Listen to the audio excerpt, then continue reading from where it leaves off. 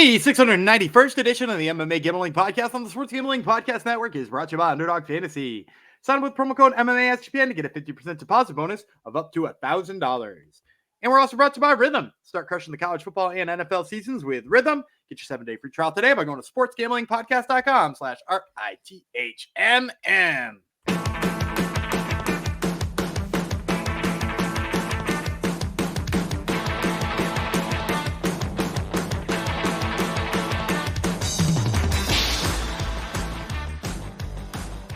Howdy ho, DeGenerinos. Welcome to episode 691 of the MMA Gambling Podcast and the Sports Gambling Podcast Network, dedicated to Breaker Wannabe for hitting a 6-leg Cage Warriors chalk parlay, thanks to the one and only Gumby Vreeland. So this goes out to you and to Gumby as well. Thanks for coming to the show. I'm one of your hosts, Big Body Jeff Fox, and we are covering Oktagon, one of our favorite promotions to cover. They are back in action on the 9th, so it'll be this coming Saturday. So we've covered a couple of Friday events for you. We covered LFA. Those were the past two episodes. Today it's all about Saturday Oktagon, and then tomorrow and the next day we're covering UFC. So we got your Saturdays and your Fridays all sorted out for you. At least degenerate side of the ledger is taken care of. Let's bring in the one and only, the man who's going to be making the picks after I set him up, the one and only Daniel Gumby Vreeland, to tell us all about this Oktagon card. Hey, I got to give an honorable mention on the shout out. We didn't give a shout out to Son of Smoke yet. He parlayed every single pick I made on the main card, along with Yusuf Zalal and Ayman Zahabi, as part of an 8-fight 68-1 parlay. And as you know, if you've watched the recent episodes, I did not miss any of the main cards, nor did Yusuf Zalal or Ayman Zahabi miss. So he hit a 68-1 parlay on Saturday's event. So shout out to Son of Smoke as well. If we're going to be shouting out parlays, we got to be shouting out one that squeezed the Dustin Stoltzfus line into it. Hopefully he had more than $1 on it, but probably he just had $1 or something like that. Right? We don't unit shame here. No, first we of all. don't. And a win's a win. Yeah, and he was a little higher than $1. So shout out to him. Locks not leans, and no unit shaming. That's right. Locks not leans, no unit shaming. Secondly, this Oktagon card, a little bit of a bummer. There were a lot more fights on it that I was really excited about, including Sam Creasy defending his flyweight title. I'm really excited for the start of the Oktagon flyweight division. They seem to be, sort of dedicating some of the resources to getting some flyweights in there that are really exciting. Sam Creasy was going to defend that belt. He dropped out of that fight, or his opponent did, or whatever might be the reason. But he's not in it anymore. They went scrambling for a main event, kind of makeshift, put one together from two guys who didn't necessarily get a full camp. So while the fight itself is kind of fun, I don't really know what to make of it. There's still exciting fights on here. There's people I'm excited to see, but it's just like, it was a lot better somewhat recently. And obviously, some of the recent shows were a lot better too. Like the Bigger Than Ever Germany card was obviously much better put together than this one. Yeah. Well, we're going to see one of those new additions to flyweight. We're going to cover one of those fighters very, very soon. Your guy. A name you may find familiar. Many wives are familiar with his name. All right. Before we move on, make sure you pop over to Spotify. Give us a 5-star review. I think we deserve it. We're pretty good guys. If you haven't already, 5 stars, that would help us out greatly.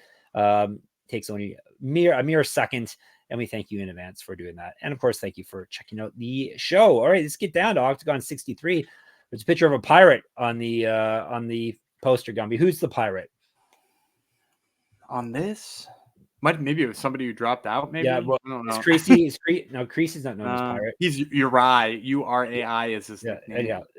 He's got an eye patch too. This pirate. I'm not looking at that poster right now, so I can't tell you. Come on, you don't have it on your wall? You didn't print it off?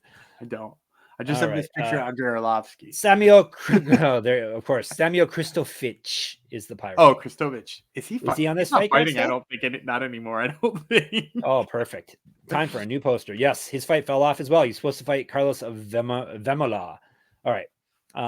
Let's get down with the Oktagon card. Topology hasn't updated. They have some of these fighters fighting twice on this night, like the olden days. All right. We hinted at that they have built up their flyweight division, and we're going to start off with a flyweight fight right here. Main card, 3 5-minute rounds. Aaron Abbey from Wales, Zhalgas Zhumagulov from, where do him and his wives live? Does he Kazakhstan? That's where he's from. Not sure if he still lives there. 3 5-minute rounds. We have odds for everything except the makeshift main event as of this recording. We'll tell you about Abbey first. These are 2 guys we have discussed before in this fight. Abbey's 16-9-1, 1 knockout, 6 submissions. He's been knocked out twice, 1-2 in Octagon. Loss has been his Octagon career. Used to fight at bantamweight, 2013 pro MMA debut. 2 years younger than Zhumagulov, an inch taller, plus 163. Chaco is 16-9. 7 knockouts, 2 submissions. He's been knocked out twice. This is his Octagon debut. He's won 2 straight. Before that, he lost 4 straight. He went 1-6 in the UFC. A lot of questionable decisions, right? He was the guy with Dvorak too. Was Zhumagulov had a lot of decisions. I think he ended his career with 3 straight split decision losses, if I'm not mistaken. And one of them was to Charles Johnson. One of them was to Joshua Van. Yeah. I mean, just like high level split decision. Yep. He was the regional champion before all the UFC journey. He used to fight at bantamweight to 2014 pro MMA debut, -225. Yeah, I'm going Zhalgas Zhumagulov. I do like Aaron Abbey. I think my issue with him is just like if you watch the way that he lost that fight to the aforementioned Sam Creasy, he just like didn't deal with pressure particularly well, nor the clinch.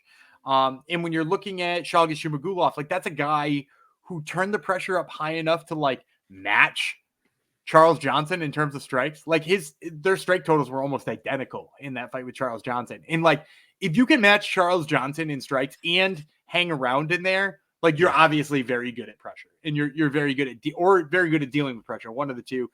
And, you know, with Zhumagulov, I like the way he moves forward. I like the way he works with people against the cage. He does kind of have a decent takedown game. It didn't really play up all that much in the UFC, but like if you've paid attention to him historically, his takedown game isn't bad.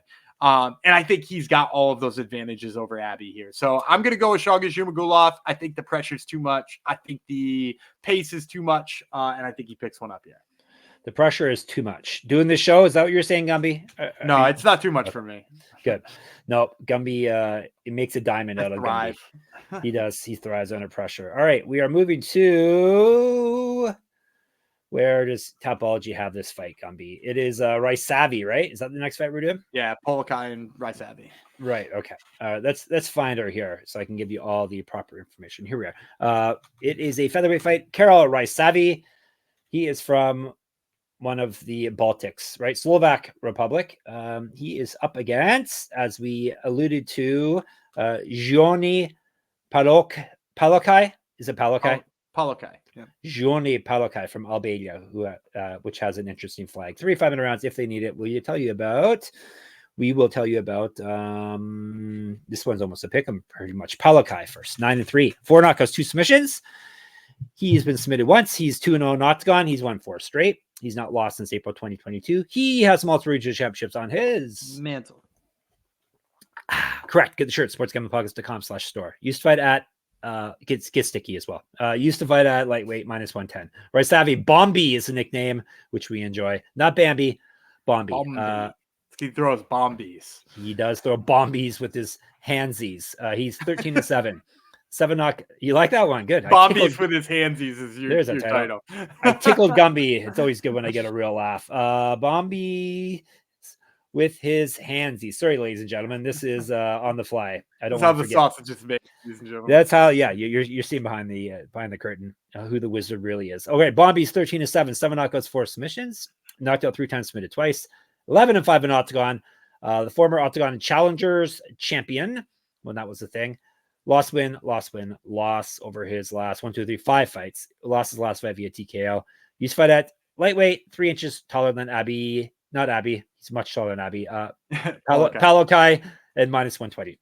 Yeah, I'm going to go with Palokaj here. I guess slight dog, but basically pick him here. I just think he has the ability to follow the game plan. Matthews Legierski sort of laid on Ryšavý. Ryšavý, when you like really turn up the pressure, but not just the pressure, but like the pressure with the threat that a takedown could possibly be there. when you do both of those things, he sort of becomes gun shy. Like that's pretty much what happened in the Legierski fight. Is like Legierski showed him that the takedown's there, scared him, put the pressure on, had him backpedaling the whole time, and he just doesn't let go the way that he used to or does when he doesn't feel afraid. And as I sort of mentioned with that nickname, that's the best part of his game is the bombies. Is when he lets go and he throws the big hand. So I think Gjoni Palokaj is just going to be the right kind of person to sort of back him into a corner, make him work really hard. Maybe add a takedown or two in there. It's going to make him hesitant in the long run. And I think Palokaj's got it. So give me Gjoni Palokaj as a ever so slight underdog, which I haven't been picking a lot this week either. No one puts Bombi in a corner either, Gumby, right? Nobody puts Bombi in a corner. Yeah, there's the callback to Dirty Dancing. That's a very old callback. All right, before we talk more old movies, let's tell you about our good old friends at Underdog. Underdog Pick'em has one of the biggest menus for all sports. They got NFL, they got college football, they got MLB when the season is on. Congratulations, Dodgers. They got MMA, they got NBA, they got NASCAR, they got more. They got boosts, they got all that fun stuff. And you can now use specials and boosts on all your flexed entries. Gumby's going to give you a play for today, Tuesday. Maybe an election play, Gumby. Do they have election odds on the election I do not believe they do. I'm instead going to go to Thursday's football action, which is a little bit in the future. Ravens Bengals this upcoming Thursday. I'll take Derrick Henry's over on his rushing yards. Heck, you can take over on his rushing touchdowns while you're at it too. He's going to run wild in that game, especially right after getting his 100th career touchdown. There you go. Sign up with our code MMASGPN to claim your special pick and first time deposit offer up to $1,000 in bonus cash. Underdogfantasy.com, promo code MMASGPN. I forgot today was a big day for you Americans. Maybe at the end of the show, we'll talk a bit of election coverage. Okay, Gumby, you can tell the people. I don't think it's that show. who you voted for, why you voted for that person. There's totally nothing that connects American politics with a preview of Czech Republic MMA. That's right. Oh yeah, I buried the lead. I forgot to tell you where this is taking place. Bratislava, Slovakia. I don't think. Oh, Slovakia, not Czech Republic. Yes. My bad. No, my bad. Yeah. I don't think they have an election today in the Tipos Arena.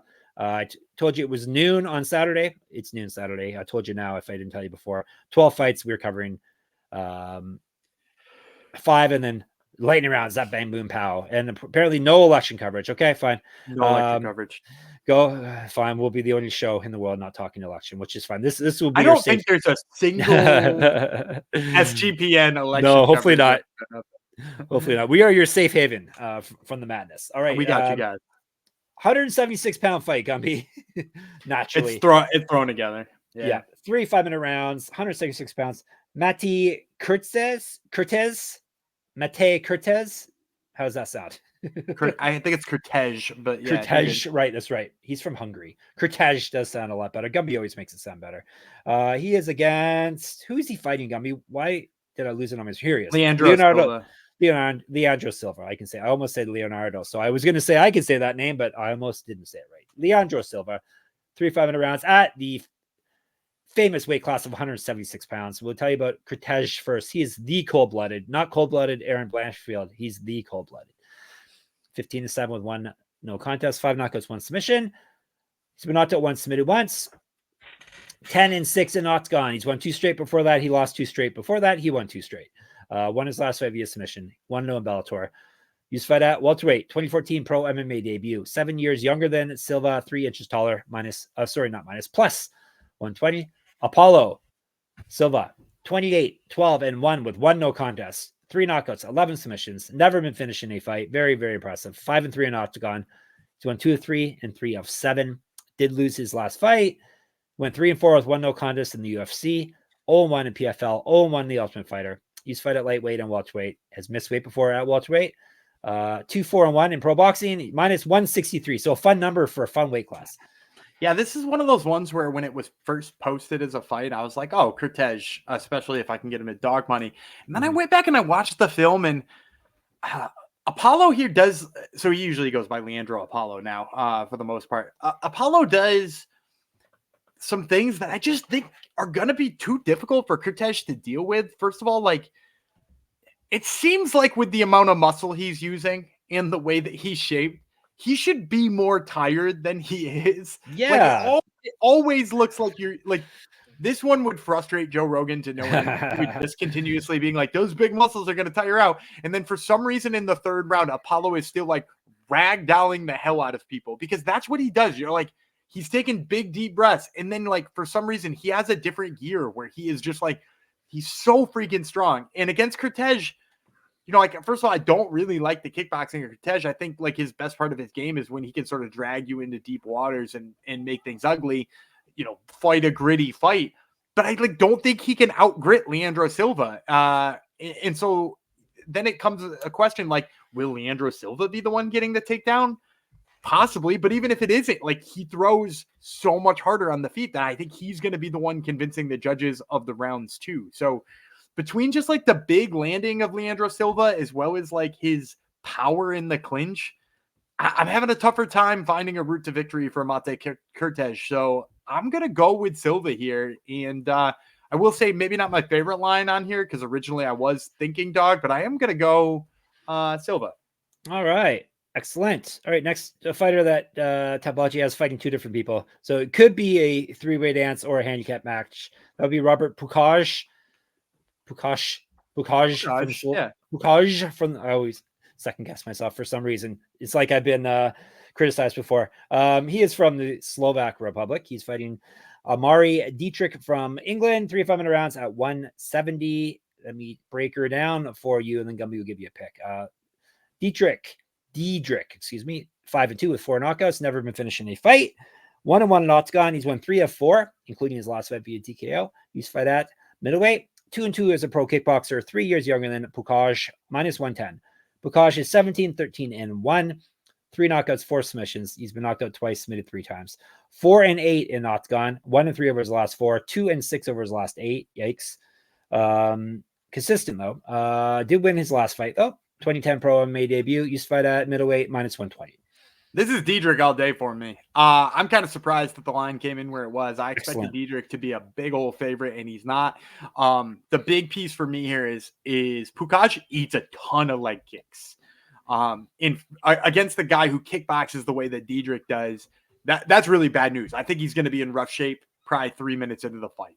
In addition to that, Pukač, like, all right wrestler, and that's obviously been the issue with Diedrick in the grand scheme of things. Like, his toughest fights have been when somebody tries to out wrestle him. But I think the difference maker for me here is just that, like, I don't think Pukač does it with enough faithfulness, right? Like, I don't think he gets to his wrestling early enough. And then second of all, he backs up a lot in the striking. So, like, if he is eating those leg kicks and he is backing up, the amount of opportunities he's going to find for those takedowns, I think is going to be less and less and less, right? Like, he's going to have less legs underneath him. He's not going to have the right positioning. He needs to move forward to set those takedowns up. And I don't think Diedrick is going to take a step back to allow him to move forward for those things. So I personally like Diedrick. I think he lets the hands go exceptionally well. He's a really powerful kickboxer. He's a guy who trains with Leon Edwards and that crew. In like, it clearly shows that he's got high level training. He was originally a kickboxer, moved to MMA, you know, took a couple of lumps early, but seems to have figured most of everything out. As long as he stays away from the grappling here, I think he takes over. Give me Ammari Diedrick. Definitely getting on it before it balloons up, and he's a massive favorite. Nice. Very good. Good line here for y'all people. All right. Before we move on, I need to tell you about our proud partner. SGPN's proud partner, Rhythm, is the #1 AI-powered sports betting platform that helps provide bettors of all levels the ability to build custom predictive betting models in seconds and get predictions for betting on money lines, spreads, totals, and props. Build your own model, copy one of the top performing models from the leaderboard, or press build a model for me. And Rhythm gives you predictions for every game and player prop, and also has a myriad of stats, research, trend analysis to give you even more betting insights. Rhythm went 24-3 in their props for NBA Night 1. Get on there, check out the Al Horford props, and claim your 7-day free trial today by going to sportsgamblingpodcast.com/rhythm. That's sportsgamblingpodcast.com/RITHMM. We're going to get Al Horford a sponsorship by Rhythm. If you keep this up, they're going to put some money in the man's pocket. We're brought to you by BetUS. Bet with the best in the business, BetUS. BetUS has been around for more than 30 years. You can easily deposit using cryptocurrency and get lightning fast payouts. U.S. players are always welcome. They got MMA line, so get on there and check it out. Go to sportsgamblingpodcast.com/betus. That's sportsgamblingpodcast.com/betus. Promo code SGPN, so they know we sent you. BetUS, America's favorite sports book. All right. One of Europe's favorite MMA promotions. We're going to finish up with the makeshift main event put together with tape, spit and glue and tape. Lightweight, 3 5-minute rounds. Ivan Buchinger. He is from Slovak Republic, so that's why he is fighting here. Hafeni Nafuka. Not surprisingly, not from the Slovak Republic. He is from Namibia, and these guys are fighting 3 5-minute rounds, and they're fighting at 155. And I will tell you, but we don't have odds yet. We'll break it down, though. First, with Nafuka, the Namibian Nightmare. We just spoke of him. Remember the nickname. 10-1, 2 knockouts, 6 submissions. Never been finished in a fight. 3-1 in Oktagon. He's got multiple regional championships on his mantle. Correct. Get the shirt, sportsgamblingpodcast.com/store. Get sticky. He's won 2 straight. He's fight at welterweight. 17 years younger than Buchinger. Is he 21? Is that correct? Nafuka, does that sound right or not? I don't know if that's true, but that rules if it does. Because that's what it said. I had multiple sites saying he's that old, but I don't know if he's fought 11 times. Let me see. When did he start fighting, ladies and gentlemen? He fought. Okay, he's only been fighting for 3 years. So yeah. And I think I read that he started super young. So, okay. So we'll say 17, which may be the biggest gap we've had. Buchinger, Buki is the nickname. 43-10, 11 knockouts, 25 submissions. He's been knocked out 7 times. 5-3 in Oktagon, the former champion of the promotion. He's won 2 of 3 and 4 of 6. One is lost the last fight via TKO. He also has multiple regional championships on his mantle. Correct. Get the shirt, sportsgamblingpodcast.com/store. So that was too bossy. Sorry. Get it if you like. I'm Canadian. I'm Canadian after all. I can't order you around. Used to fight at featherweight, 2008 pro MMA debut. Break it down. Old guy versus young guy, Gumby. So first of all, I think Nafuka will probably come in here as a favorite, despite it being in the Slovak Republic. It's probably going to be like -170 to Nafuka, +145, +150 to Buchinger. I'm going to go dog. I like Buchinger in this fight. I think. Nafuka obviously has like a lot of tools that have made it almost like surprised me in a lot of his fights. I notoriously picked Topalai to beat him in his last fight. I thought Topalai had, everything he would need. And Nafuka wound up being the one who kind of like pressed the wrestling action and wound up winning those wrestling exchanges. Nafuka is a guy who I think, at his very young age has sort of like figured out a lot of pieces of his game and is really dangerous to a lot of people. I think the problem is just that like some of the things he's figuring out and is still like maybe a touch raw on, like his wrestling, like he beat Topalai with that wrestling. It's just not to the Buchinger level yet, in my opinion. Is that like I can't imagine a scenario where he comes out here and he out wrestles Ivan Buchinger for 3 rounds. That seems crazy, to avoid submissions, to avoid big blows, to avoid all that kind of like. I can't imagine him doing that. I can't imagine him standing toe to toe and not eating a big haymaker from Buchinger either. Basically my path to victory here for Nafuka is to like point fight and stay on the outside and try to just be quick and energetic and young. But Buchinger doesn't sort of like let people fight that kind of fight. He like makes everything gritty, makes everything nasty. He wants to brawl with you, but he also wants to get into sloppy grappling exchanges and, wants people to bleed. And like, I think Nafuka will wind up in that kind of fight with him. And I don't know that as young as he is in his career, with the level of experience he has, he's ready to do that with a guy who fought Conor McGregor while I was in high school. I forgot to mention that he lost to Conor McGregor in Cage Warriors. Was it 2006? Not positive the date, but yeah. I'd have to look that up, but I'm almost positive it was when I was in high school. So it's like it's been a long time this dude's been fighting, and he like has those veteran lessons for people, and that's kind of the big piece for him. So yeah, I like Buchinger here. I think he drags Nafuka into the type of fight Nafuka shouldn't be in, but will unfortunately oblige him in, and then he pulls it off. All right, you are set. You're not totally set yet. Let me recap. We'll get you some bonus picks. Buchinger, Diedrick, Silva, aka Apollo, Palokaj, and Zhumagulov. All right, later on, Zap Bang Boom Pow. Gumby, do you have any extra picks for us? I do. I just got two for you here because I'm not quite sure how I feel about some of these fights that kind of got thrown together. I'm also not sure there are odds for the ones that are on the prelims and sort of gotten thrown together. But the first one I'll take is I like Roman Paulus in his fight. He is fighting a guy who's got way more experience than him from Finland, but is kind of a specialist in that he's like, good at jiu-jitsu and kind of that not much else. And as a result, I kind of like Roman Paulus in that fight. Hopefully we can see not too large of a negative number next to him. And then the other one I'll throw at us, we're going to go with Jack McGuire. Jack McGuire is fighting Rusal in, Rusal is kind of a name that people really like in Oktagon. I imagine McGuire will come in here as a dog, but I do like the way that McGuire has been developing. So give me Jack McGuire, give me Roman Paulus as my 2 lightning round picks. All right, now you're all set for this coming weekend's Oktagon. If you want even more Oktagon talk or any other MMA talk, we can be found in our Discord, sportsgamblingpodcast.com/Discord. We can be found in the comments on our YouTube channel, MMA Gambling Podcast.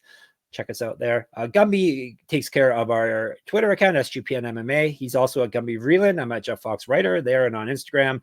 Check out my Substack, moneymma.substack.com. Check out my good, cool articles and enter my free UFC pick'em contest for pretty much every weekend's event. Gumby has got the Top Turtle MMA podcast. He's got lots of LFA people on this week, right? Stab Corin and Christian Natividad, who are both fighting this Friday at LFA 196. So check it out. And of course, we can be found at sportsgamblingpodcast.com, the mothership. Also sportsgamblingpodcast.com/store to get your cool gear at sportsgamblingpodcast.com/Patreon. If the world is still spinning tomorrow, we shall cover the UFC. Until then, the cold-blooded Jeff Fox, Apollo Vreeland, say adios.